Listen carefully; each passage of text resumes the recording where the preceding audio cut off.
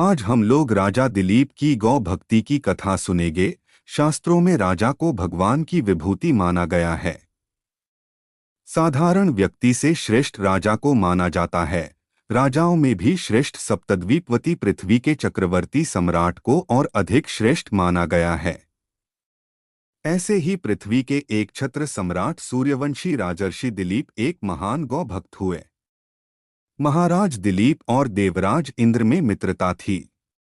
देवराज के बुलाने पर दिलीप एक बार स्वर्ग गए। देव असुर संग्राम में देवराज ने महाराज दिलीप से सहायता मांगी। राजा दिलीप ने सहायता करने के लिए हाँ कर दी और देव असुर युद्ध हुआ।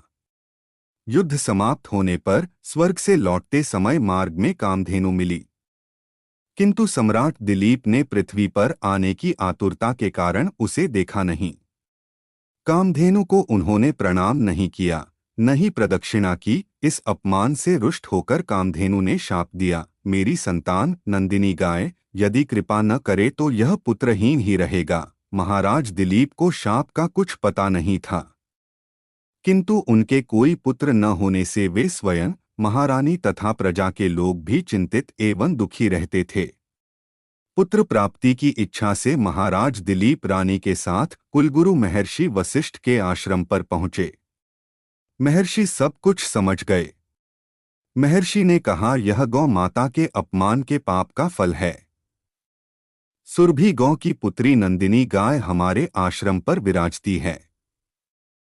महर्षि ने आदेश दिया, कुछ काल आश्रम में रहो और मेरी कामधेनु नंदिनी की सेवा करो। महाराज ने गुरु की आज्ञा स्वीकार कर ली। महारानी सुदक्षिणा प्रातःकाल उस गौ माता की भली भांति पूजा करती थी।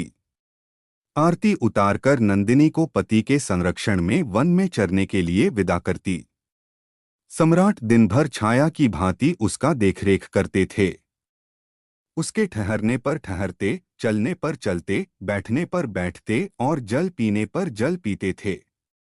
संध्या काल में जब सम्राट के आगे आगे नंदिनी आश्रम को लौटती तो महारानी देवी सुदक्षिणा हाथ में अक्षत पात्र लेकर उसकी प्रदक्षिणा करके उसे प्रणाम करती और अक्षतादि से पुत्र प्राप्ति रूप अभीष्ट सिद्धि देने वाली उस नंदिनी का विधिवत पूजन करती।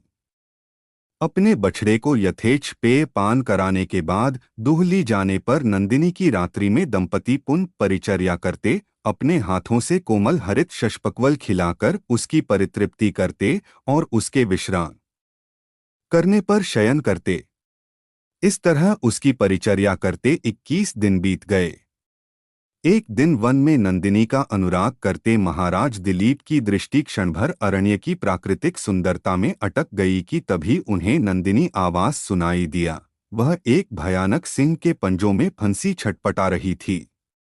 उन्होंने आक्रामक सिंह को मारने के लिए अपने तरकश से तीर निकालना चाहा, किंतु उनका हाथ जड़वत निश्चेष्ट होकर वहीं अटक गया। वे चित्रलिखे से खड़े रह गए और भीतर ही भीतर छटपटाने लगे।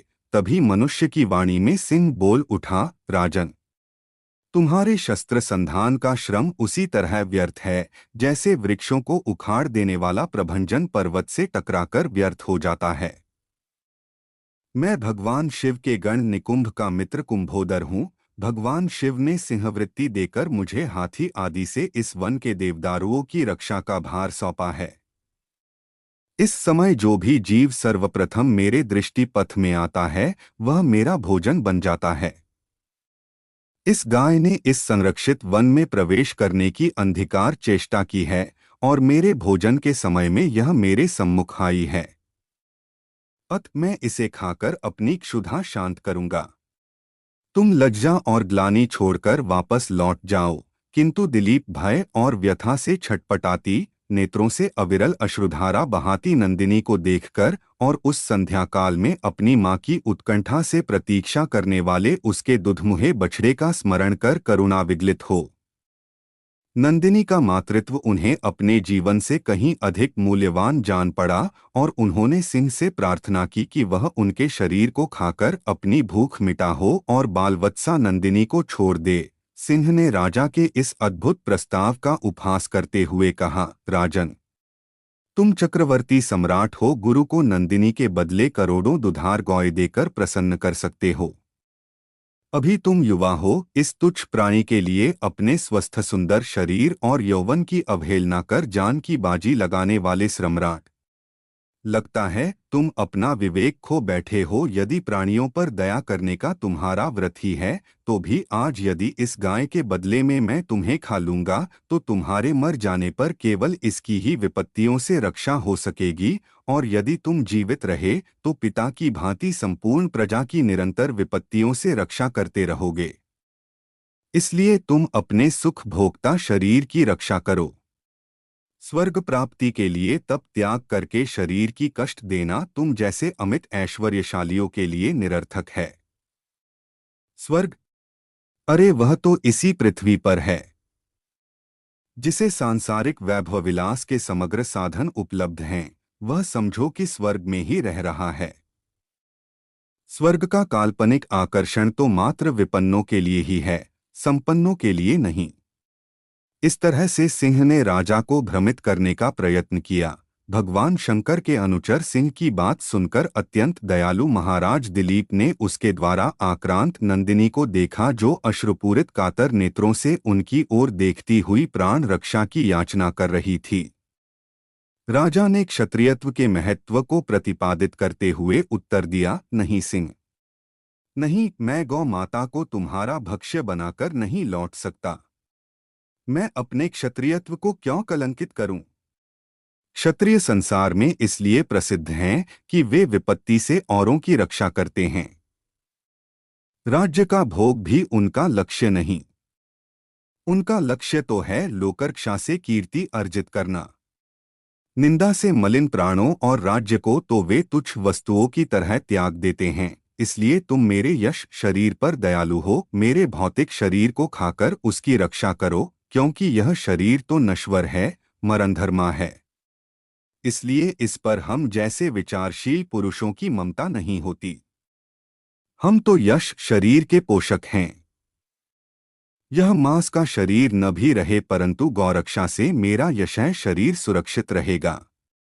संसार यही कहेगा कि गौ माता की रक्षा के लिए एक सूर्यवंश के राजा ने प्राण की आहुति दे दी। एक चक्रवर्ती सम्राट के प्राणों से भी अधिक मूल्यवान एक गाय है।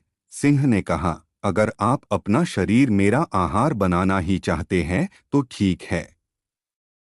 सिंह के स्वीकृति दे देने पर राजर्षि दिलीप ने शास्त्रों को फेंक दिया और उसके आगे अपना शरीर मांसपिंड की तरह खाने के लिए डाल दिया, और वे जाके सिर झुकाए आक्रमण की प्रतीक्षा करने लगे।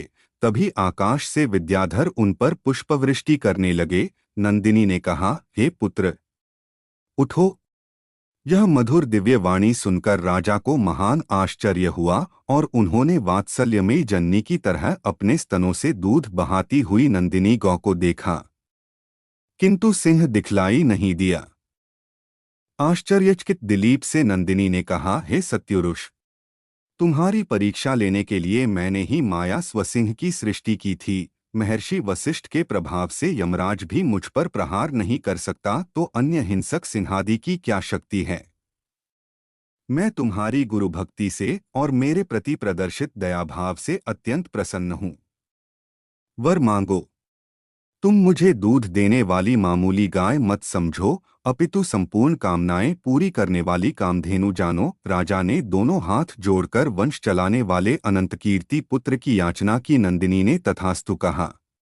उन्होंने कहा, राजन, मैं आपकी गौ भक्ति से अत्याधिक प्रसन्न हूँ। मेरे स्तनों से दूध निकल रहा है, उसे पत्ते के दोने में दुहकर पी लेने की आज्ञा गौ माता ने दी और कहा, तुम्हें अत्यंत प्रतापी पुत्र की प्राप्ति होगी। राजा ने निवेदन किया, माँ, बछड़े के पीने तथा होमादि अनुष्ठान के बाद बचे हुए ही तुम्हारे दूध को मैं पी सकता हूँ। दूध पर पहला अधिकार बछड़े का है और द्वितीय अधिकार गुरुजी का है। राजा के धैर्य ने नंदिनी के हृदय को जीत लिया। वह प्रसन्नमना कामधेनु राजा के आगे आगे आश्रम को लौट आई।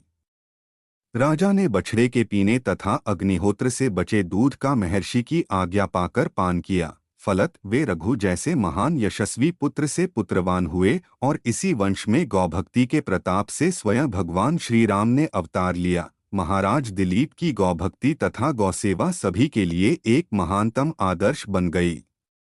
इसीलिए आज भी गौभक्तों के परिगणना में महाराज दिलीप का नाम बड़े ही श्रद्धाभाव एवं आदर से सर्वप्रथम लिया जाता है। इस चरित्र से यह बात सिद्ध हो गई कि सप्तद्वीपवती पृथ्वी के चक्रवर्ती सम्राट से अधिक श्रेष्ठ एक गौमाता है।